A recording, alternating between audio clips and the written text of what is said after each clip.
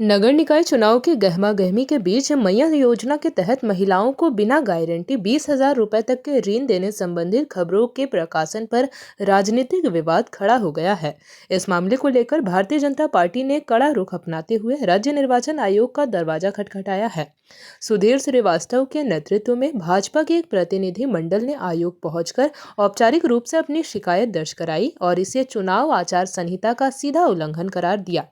भाजपा नेताओं का तर्क है कि जैसे ही निकाय चुनाव की घोषणा हुई उसी क्षण से आदर्श चुनाव आचार संहिता पूरे राज्य में प्रभावी हो गई है। ऐसे समय में सरकार के प्रभाव का इस्तेमाल कर प्रमुख समाचार पत्रों में इस तरह की योजनाओं को प्रचारित करना मतदाताओं को लुभाने की एक कोशिश है।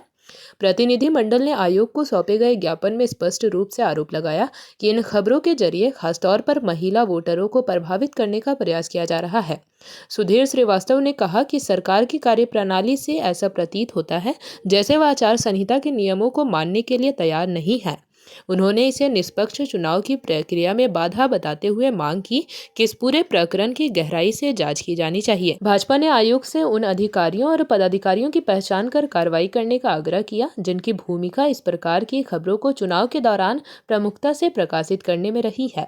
इसके अलावा भाजपा के निकाय चुनाव को दलीय आधार पर न कराए जाने से सरकार के फैसले पर भी सवाल उठाए हैं। पार्टी का कहना है कि वे शुरू से ही चुनाव को दलीय आधार पर कराने की मांग करते रहे हैं, लेकिन सरकार ने इसे नजरअंदाज कर चुनावी पारदर्शिता के लिहाज से सही नहीं है।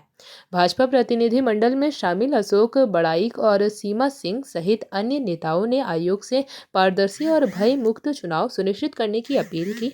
शिकायत सुनने के बाद राज्य निर्वाचन आयोग ने आश्वासन दिया कि वे इस पूरे मामले की गहनता से जांच करेंगे और उचित कदम उठाएंगे। भारत सरकार जो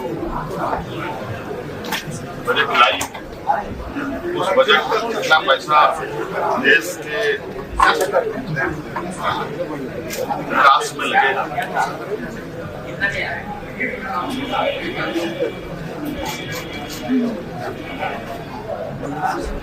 पूरे देश में भुखमरी की स्थिति खड़ी हो जाएगी।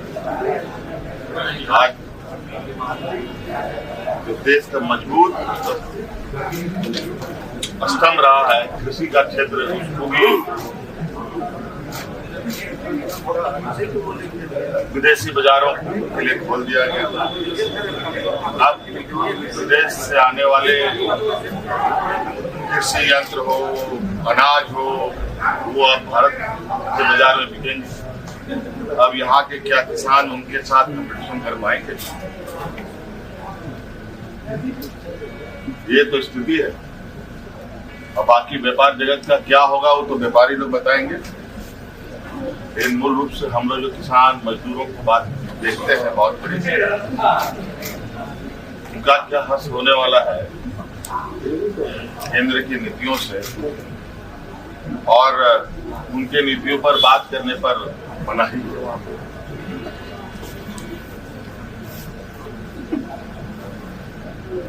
अब इसमें प्रतिक्रिया देना क्या, उसका आप प्रतिक्रिया नहीं, आप असर आप लोग देखेंगे।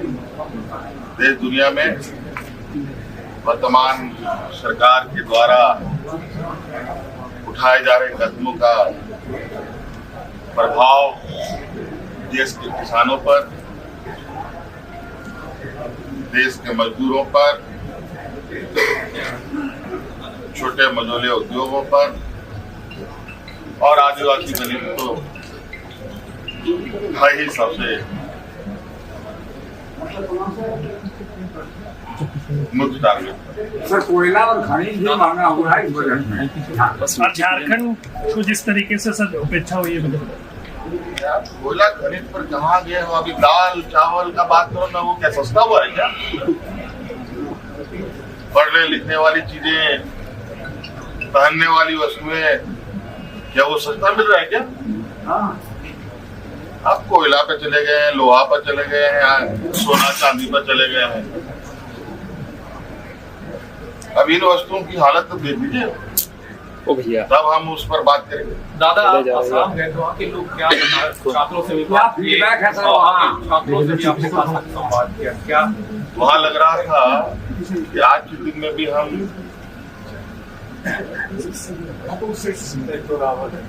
गुलाम के जंगलों से, अंग्रेजों के गुलाम जो पहले हम लोग हुआ करते थे उसके जंगलों। जेपी भारत लाइव, भारत की बात जेपी के साथ। वीडियो को लाइक करें, शेयर करें और चैनल को सब्सक्राइब करें।